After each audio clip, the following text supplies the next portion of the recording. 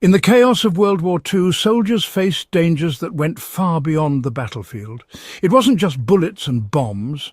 It was hunger, freezing nights, disease, and the sheer unpredictability of survival far from home. What kept these men alive wasn't always sheer force or advanced weaponry.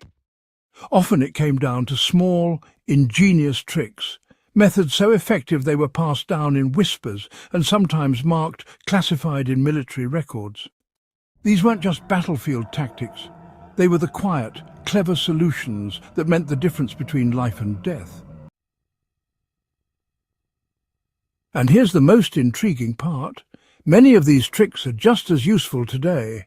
Whether you're a camper, homesteader, history lover, or simply curious about the forgotten skills of the past, you'll discover that these wartime survival methods are far more than relics. They're timeless, practical, and shockingly relevant.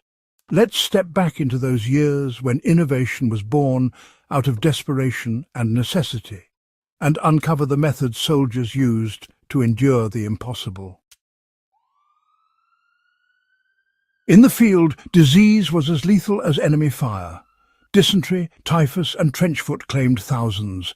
Soldiers were given a special bar of carbolic soap, dark red, strong-smelling, and deadly to bacteria.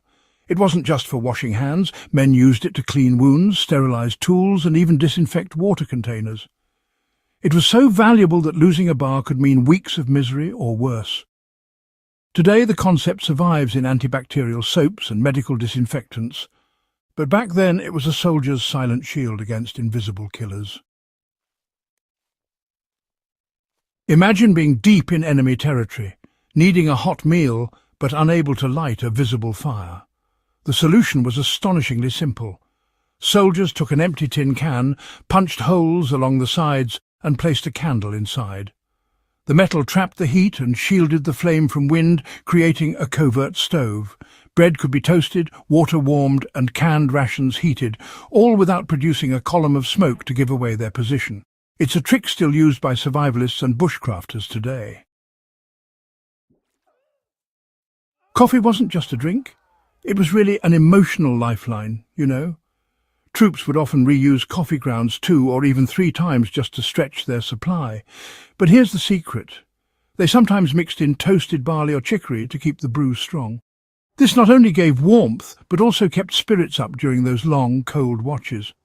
Commanders understood that morale was kind of a weapon in itself, and protecting a soldier's ability to feel human, even for just a few minutes, was really as important as ammunition. When clean water wasn't available, some soldiers used a method that, well, sounds strange, but actually worked in desperate moments. A loaf of dense, dark bread was crumbled into a cloth and used as a sort of crude filter. Water poured through it would lose much of its sediment and visible impurities. While it didn't kill pathogens, it was a critical first step before boiling or chemical treatment. In survival terms, making unsafe water drinkable, even partially, could keep someone alive long enough to find better solutions. Even non-smokers carried cigarettes. In occupied territories, a single cigarette could be traded for food, medicine, or even vital intelligence. In tense moments, cigarettes were also used to distract, offered to enemy soldiers or prisoners as a gesture, buying precious seconds to act. The military never officially endorsed this use, but accounts from veterans confirm that tobacco was as much a tool as it was a vice.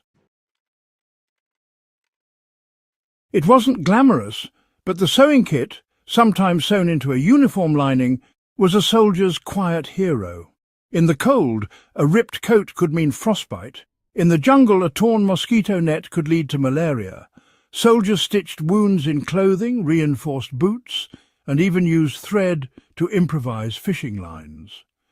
The smallest pouch of needles and thread could extend the life of vital gear by months. When matches were damp and lighters failed, soldiers turned to a method learned from farmers and sailors. They carried strips of cloth soaked in engine oil or animal fat, stored in tins. Even in rain, these would catch a spark and burn long enough to ignite wet wood. It was dirty, smoky, and smelled terrible, but it worked every time. In the frozen winters of the Ardennes or the Russian front, this trick could mean warmth and survival. Rations often spoiled in the humid jungles of the Pacific. Salt, already a key dietary need, was used to preserve meat and fish caught on the march. Soldiers rubbed it into leather gear to keep mold at bay and even packed it into boots overnight to draw out moisture. A handful of salt was worth its weight in gold in places where the air itself seemed to rot everything it touched. Uniform buttons had a habit of disappearing at the worst possible times. In the absence of replacements, soldiers rolled a piece of wet bread into a ball, pressed it flat, and poked 2 holes through the centre. Once dried in the sun, it became surprisingly durable, enough to keep a jacket closed through days of movement. It was a small, almost laughable fix, but in war, every ounce of comfort and order mattered. Perhaps the most ingenious survival trick came in the form of an innocent deck of playing cards. In some cases, these were special issue. When the cards were peeled apart after being dampened, they revealed sections of a detailed escape map printed inside. Prisoners of war used these to navigate back to friendly territory. The trick was so effective that post-war it was adapted for Cold War espionage. The brilliance of these World War II survival methods lies not just in their practicality, but in the mindset behind them. Soldiers didn't have the luxury of endless supplies or modern gear. They worked with what they had, innovating under pressure, often with the simplest of tools. These were not survival hacks for convenience. They were lifelines forged in the harshest conditions imaginable. In a world where technology dominates, these wartime lessons remind us that ingenuity, adaptability, and resourcefulness remain the most powerful tools of all. The same candle in a tin stove that kept a soldier alive in 1944 can still keep a camper warm in 2025. The same improvised water filter could serve in a disaster when modern infrastructure fails. History is full of grand strategies and famous battles, but it's often the small, almost invisible acts of survival that truly shape the outcome. These are the skills worth remembering, preserving, and, when necessary, using again. If you found these hidden pieces of history as fascinating as the battles themselves, make sure to subscribe to In the Beginning and share this video with fellow history enthusiasts. The past has more to teach us than we realize, and some of its best lessons are still classified in plain sight.